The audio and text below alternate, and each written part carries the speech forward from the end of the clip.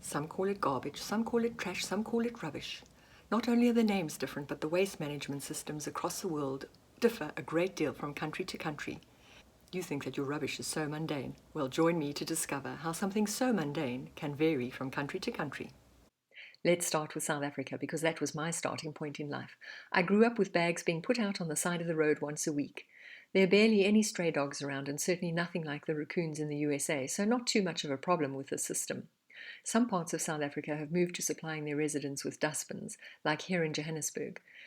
There's no official recycling, which has created a booming industry for less fortunate people. They scour people's rubbish and remove everything that can be recycled.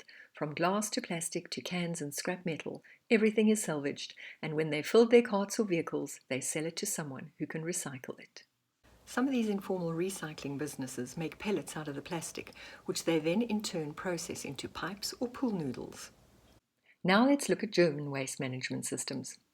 When I first moved to Germany, I was rather overwhelmed with all the recycling rules. In fact, it left me rather grumpy because I felt as though I was spending all my time separating rubbish.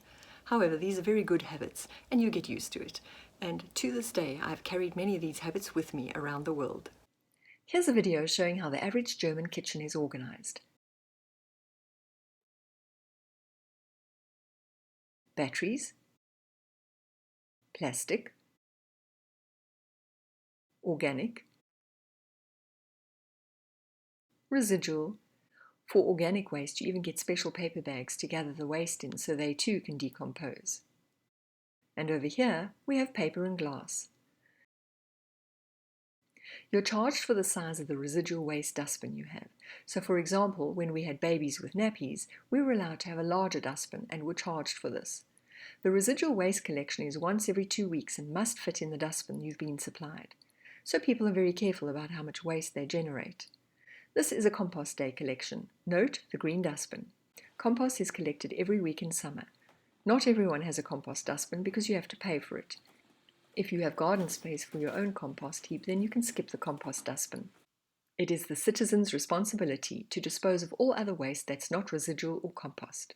There are smaller collection areas for plastic and glass that are centrally located for those living in flats like this, and then bigger ones that you can drive into. The containers for glass are even divided up into containers for green, brown, and white glass. Citizens are required to rinse out their plastic containers before disposing of them. And if you want to dispose of something out of the ordinary, like a mattress, piece of furniture, or a child's pram, because it's damaged, you would transport it to this depot and they would weigh it and you'd be charged for disposing of it. There are also separate containers for polystyrene, corks, and batteries, although all shops that sell batteries are obliged to take old batteries back. In fact, they also take back many glass bottles and plastic bottles and return your deposit. There are a few designated days in spring and autumn where the city will also collect your garden waste. People work like crazy to cut everything back and have everything ready for collection on those days. Join me for more videos to see the amazing recycling efforts in Curitiba in Brazil and Catalonia in Spain, and leave a comment below to tell me about your country's waste management system. Adios, farewell, Zaidian, Hamagashle.